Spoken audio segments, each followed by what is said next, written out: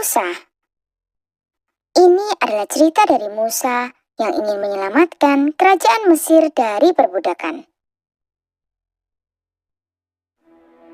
Pada suatu hari, ada seorang Firaun yang terkenal jahat di kerajaan Mesir. Firaun ini membuat kaum Ibrani menjadi budaknya. Aku adalah pemimpin Mesir, Firaun, dan kalian kaum Ibrani adalah budakku. Firaun memerintahkan kaum Ibrani untuk membangun sebuah istana besar. Para budak-budakku kaum Ibrani, buatkan sebuah istana besar. Kaum Ibrani tersebut menderita setiap hari.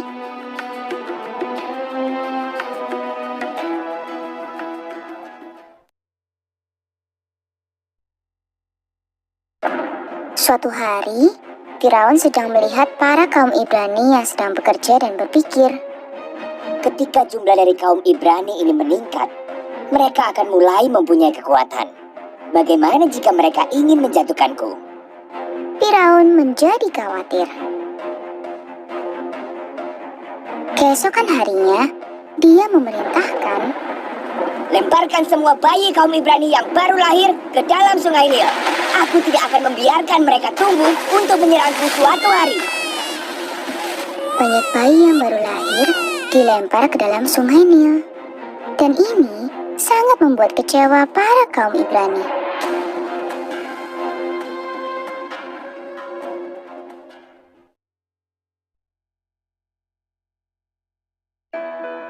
Satu pasang kaum Ibrani tidak ingin bayinya dilempar ke sungai Nil. Namun mereka akan dihukum jika tidak melakukan apa yang Firaun inginkan. Mereka memutuskan untuk meletakkan bayi tersebut di sebuah keranjang dan membiarkannya mengapung di sungai Nil. Bayi itu aman dari Firaun. Pada saat itu, Saratu sedang berjalan-jalan di dekat aliran sungai. Dia melihat sebuah keranjang mengapung di sungai tersebut. Apa itu? Dia mengejarnya, dan di dalam dia menemukan seorang bayi. Bayi tersebut sedang menangis, dan sang ratu sangat sedih. Dia memutuskan untuk membesarkan bayi tersebut sebagai anaknya dan memberi nama Musa. Kamu sekarang adalah anakku, dan namamu adalah Musa.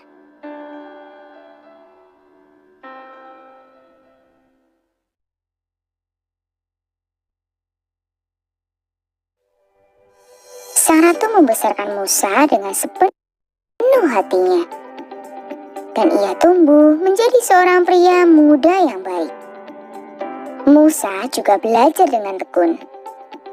Pemimpin dari Mesir ada Firaun, dan kaum Ibrani adalah budaknya. Suatu hari, Musa melihat salah satu prajurit Firaun sedang memukuli seorang Ibrani dengan sebuah cambuk. Kamu adalah budak Ibrani. Kerja keras. Kerja lebih keras. Orang Ibrani yang kesakitan tersebut berkata, Ampuni aku. Aku minta maaf.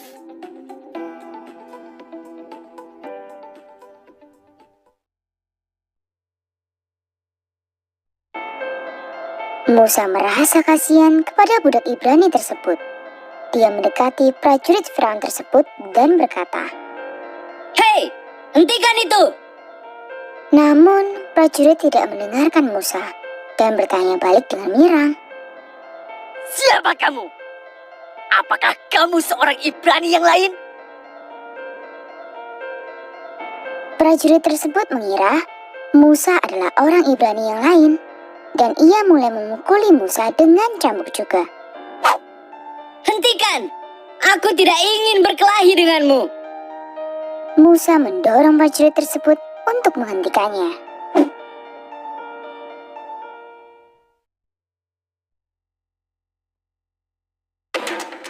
Namun sayangnya, ada tebing tepat di belakang prajurit tersebut. Tolong! Ya Tuhanku, aku membunuh seseorang. Aku adalah seorang pembunuh. Prajurit tersebut terjatuh dari tebing dan meninggal. Musa terkejut dan takut dan melarikan diri dari kerajaan Mesir. Aku adalah seorang pembunuh. Bagaimana aku dapat menghadapi ibuku, sang ratu lagi?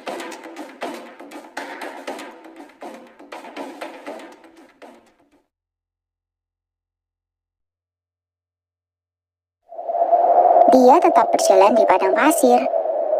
Namun, dia mulai lapar dan kedinginan.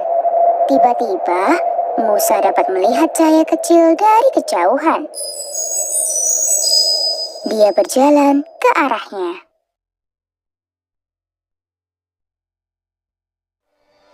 Untungnya, ada para pengembara baik yang tinggal di sana. Musa bertanya kepada pengembara apakah ia dapat tinggal dengannya, dan para pengembara baik tersebut setuju. Terima kasih. Musa tinggal bersama para pengembara selama beberapa tahun. Dan ternyata para pengembara tersebut adalah kaum Ibrani. Mereka kabur dari kerajaan Mesir dan hidup sebagai pengembara. Musa dapat merasakan bahwa kaum Ibrani tidaklah berbeda dengannya.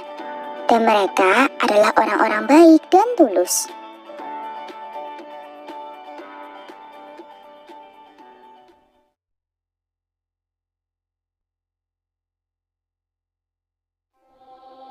Suatu hari, Musa sedang melihat ke arah langit.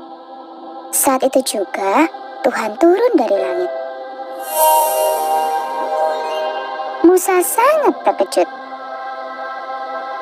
Apa? Tuhan turun dari langit? Tuhan berkata kepada Musa, Selamatkan semua kaum Ibrani di kerajaan Mesir. Musa teringat para kaum Ibrani yang sedang menderita setiap hari di Mesir. Dia mengerti apa yang Tuhan katakan. Ya Tuhan, aku akan pergi ke kerajaan Mesir besok pagi. Tuhan menghilang.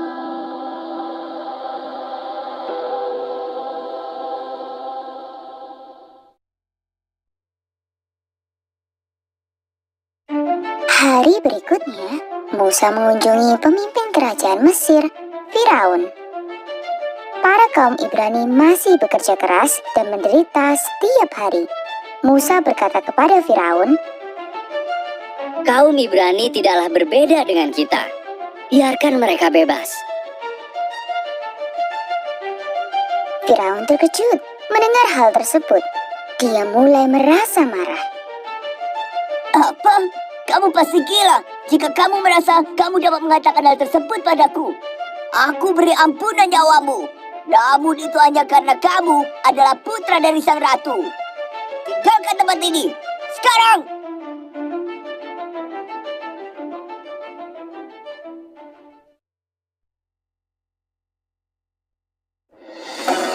Firaun masih sangat marah. Dan dia mulai memukuli para kaum Ibrani yang bekerja keras dengan cambuk. Bekerjalah lebih keras kalian budak Ibrani. Musa mencoba menghentikan Firaun, namun prajurit Firaun menghalangi Musa. Firaun mulai memukuli mereka. Pada saat itu, Tuhan melihat ke bawah ke arah Firaun, dan dia merasa marah. Setiap manusia harusnya dicintai. Namun, Firaun memukuli orang seperti itu.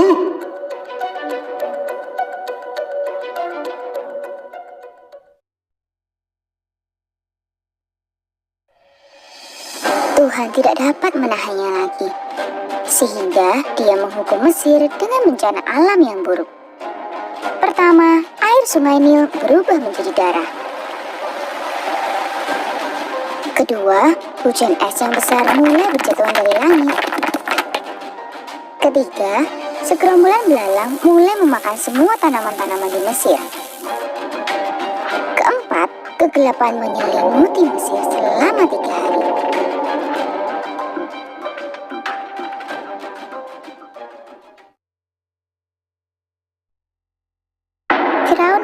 putus asa melihat Mesir menghadapi bencana alam yang buruk tersebut.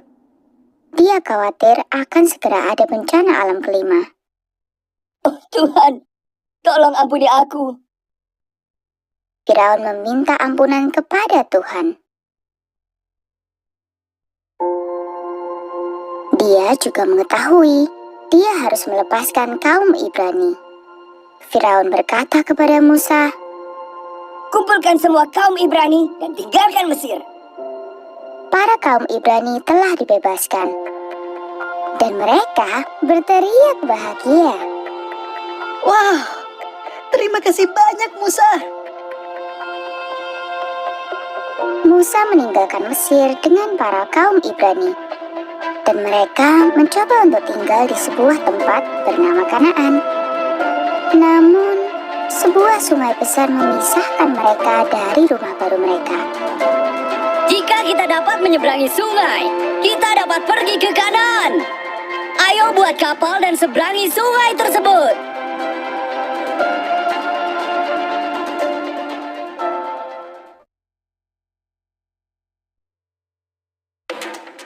Selanjutnya, Firaun mendatangi prajurit-prajuritnya.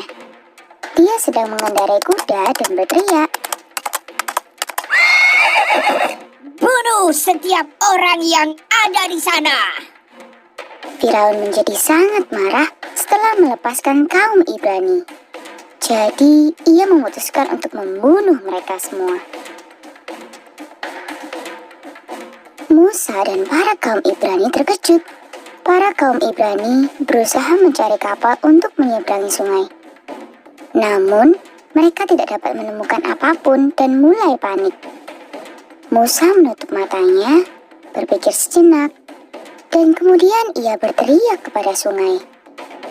Tolong, selamatkan aku dan para kaum Ibrani. Aku harus menyelamatkan kaum Ibrani ini. Para kaum Ibrani merasa takut dan mulai berteriak juga.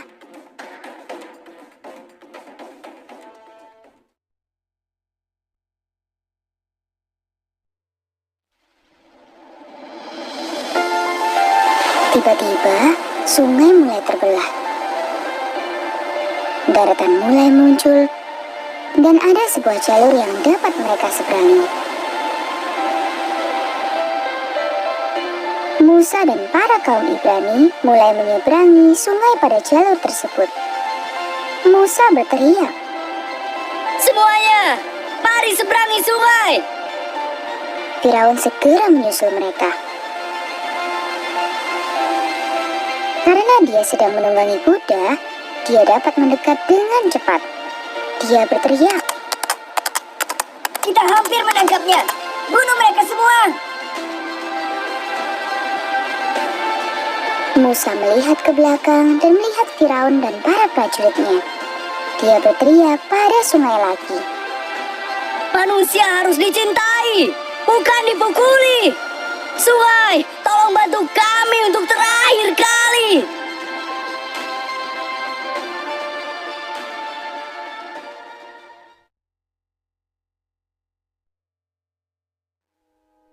Tiba-tiba, hanya jalan yang Firaun sudah lewati mulai tenggelam ke dalam air. Firaun terkejut. Tunggu, mengapa hanya daratan ini yang tenggelam? Lari lebih cepat. Firaun mencoba mempercepat kudanya dan pasukan untuk menyeberang. Namun, sungai tetap meluap. Akhirnya, sungai tersebut menelan Firaun dan para prajuritnya dan menyapunya pergi. Tidak, tolong.